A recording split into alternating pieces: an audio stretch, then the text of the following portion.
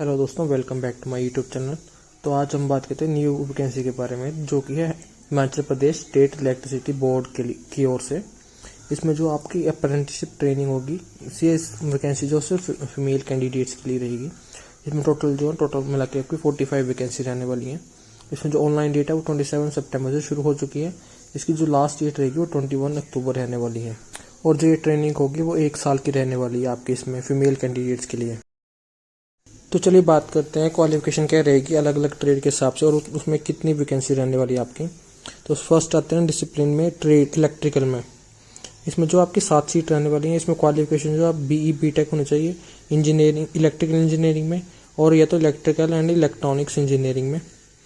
Civil में आपके पास 3 seat रहेंगी, बीई या बीटेक होना चाहिए आप सिविल इंजीनियरिंग में। ह्यूमन रिसोर्स में आप ग्रेजुएट होने चाहिए विद एमबीए। फाइनेंस अकाउंट में आपके पास 5 वैकेंसी रहेंगी। इसमें आप या तो सीए या तो आईसीडब्ल्यू या तो एमकॉम या तो एमबीए फाइनेंस होना चाहिए आपके पास किसी भी रिकॉग्नाइज यूनिवर्सिटी या बोर्ड से। तो कैंडिडेट जो एमकॉम और एमबीए फाइनेंस वाले हैं उनके पास जो बीकॉम भी होना चाहिए, ग्रेजुएशन लेवल पास होना चाहिए। जो लॉ के कैंडिडेट्स हैं उनके लिए 3 वैकेंसी रहेंगी। इसमें जो आप ग्रेजुएट होना चाहिए लॉ में। नेक्स्ट आते हैं इंफॉर्मेशन टेक्नोलॉजी। इसमें आपकी 11 सीट रहेंगी। इसमें बीई या तो बीटेक होना चाहिए कंप्यूटर इंजीनियरिंग में, या तो कंप्यूटर साइंस में, तो इंफॉर्मेशन टेक्नोलॉजी में, या तो एमसीए या तो बीई या तो बीटेक इन यानी ब्रांच विद आपके पास 1 ईयर का पीजी डिप्लोमा भी होना चाहिए इन कंप्यूटर साइंस में। नेक्स्ट आते हैं मैनेजमेंट स्टडीज़ में। इसमें आपकी 6 वैकेंसी रहेंगी। इसमें जो आपके पास बीबीए होनी चाहिए तो बीएमएस या तो बीकॉम होनी चाहिए किसी भी रिकॉग्नाइज यूनिवर्सिटी या इंस्टीट्यूट ऑफ इंडिया से। 8th आती है इन्वायरमेंटल एंड सोशल साइंस। इसमें जो आप बीई या तो बीटेक इन इन्वायरमेंटल इंजीनियरिंग या तो इन्वायरमेंटल साइंस, और या तो आप BE BTech in any branch with PG diploma आपके पास होना चाहिए, या तो डिप्लोमा इन इन्वायरमेंटल इंजीनियरिंग में होना चाहिए, तो साइंस डिप्लोमा रिकॉग्नाइज यूनिवर्सिटी और इंस्टीट्यूट ऑफ इंडिया से होना चाहिए। नेक्स्ट आते हैं 9th जो हाइड्रो इंजीनियरिंग। इसमें 4 वैकेंसी रहेंगी। इसमें जो आप बीई या बीटेक होना चाहिए in civil engineering with water resources specialisation होनी चाहिए, और आपको जो या तो बीई और बीटेक होना चाहिए इन इलेक्ट्रिकल और इलेक्ट्रॉनिक्स एंड इलेक्ट्रॉनिक्स, और या तो मैकेनिकल इंजीनियरिंग प्लस जो आपके पास पीजी डिग्री होनी चाहिए, या तो diploma in hydro power engineering होना चाहिए किसी भी रिकॉग्नाइज्ड यूनिवर्सिटी या इंस्टीट्यूट ऑफ इंडिया से। डिजायरेबल में आपके पास जो नॉलेज होना चाहिए कस्टम मैनर्स और डायलेक्ट का हिमाचल प्रदेश के। इसमें टोटल मिला के जो आपकी 45 वैकेंसी रहेंगी इसकी।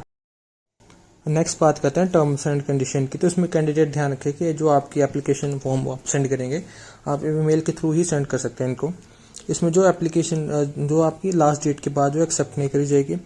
इसमें जो एज लिमिट रहने वाली है आपकी वो मिनिमम 18 ईयर रहेगी, मैक्सिमम आपकी 30 ईयर रहने वाली है। रिलैक्सेशन जो SC ST OBC non criminal layer के लिए और PWD और PAF के लिए जो है 5 ईयर रहने वाली। इसमें स्टाइपेंड इसमें आपको 9000 पर मंथ मिलेगी, और इसके अलावा जो कोई भी अकोमोडेशन का जो आपको प्रोवाइड नहीं करा जाएगा ट्रेनी को इसमें। और अपार्ट फ्रॉम दिस जो भी है स्टाइफंड के अलावा भी जो आपको मॉनिटरी और नॉन मॉनिटरी बेनिफिट भी नहीं दिए जाएंगे, जैसे कि HRA या मेडिकल फैसिलिटी वगैरह कोई भी नहीं दी जाएगी।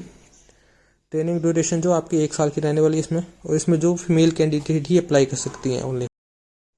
चलिए बात करते हैं सिलेक्शन क्राइटेरिया कैसे रहेगा। तो HPSEBL ने सिलेक्शन क्राइटेरिया के लिए कुछ नियम बनाए हैं। इन नियमों के अनुसार जो कैंडिडेट को उनके मार्क्स के आधार पर मेरिट लिस्ट में रखा जाएगा। इसमें सबसे पहले जो 10th के मार्क्स के ऊपर जो आपकी वेटेज रहेगी 20% रहेगी। 12th और डिप्लोमा के जो मार्क्स होंगे उनके भी 20% आपकी वेटेज रहेगी, जो भी हायर होगा। एसेंशियल क्वालिफिकेशन की जो आपकी 60% वेटेज रहेगी, और टोटल जो मार्क्स होंगे 100 होंगे। इसके बाद जो मेरिट लिस्ट प्रिपरेशन होगी, इसमें जो मेरिट लिस्ट प्रिपेयर करने के लिए HPSEBL ने कुछ रूल्स बनाए हैं। इन रूल्स के अनुसार जो है कैंडिडेट को उनके मार्क्स के आधार पर मेरिट लिस्ट में रखा जाएगा। अगर दो कैंडिडेट्स के मार्क्स सेम है तो उन पहले डेट ऑफ बर्थ के हिसाब से जो आपको डिसाइड किया जाएगा, जैसे कि कौन ओल्डर है उसमें डिसाइड किया जाएगा।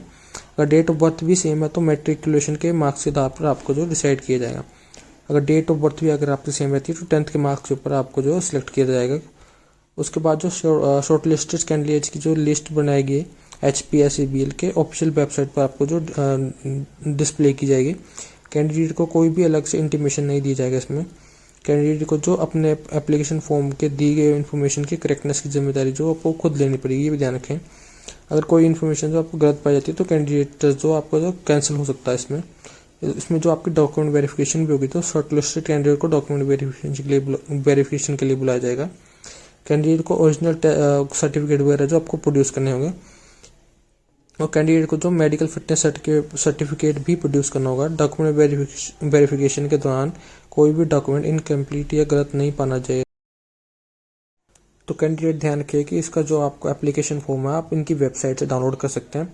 इसमें वेबसाइट भी दी गई है, और इसमें जो एप्लीकेशन फॉर्म को डाउनलोड करने के बाद उसे अच्छे से भर लें।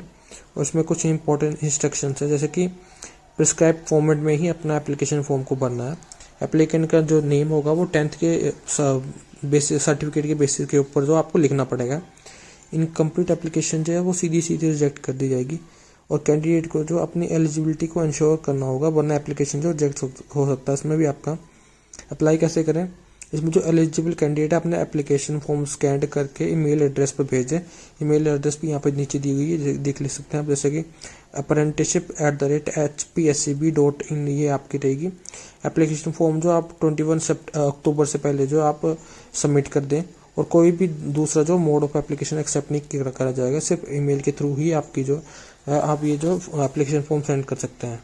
और कैंडिडेट कुछ इंपॉर्टेंट बातें अपने ध्यान में रखेगा कि एप्लीकेशन फॉर्म को आप ध्यान से भरें, और जो भी अपने डॉक्यूमेंट है उनको सही से अटैच करें आप इसके साथ। और एप्लीकेशन जो है को सबमिट करने से पहले अपनी एलिजिबिलिटी को जो इंश्योर कर लें आप।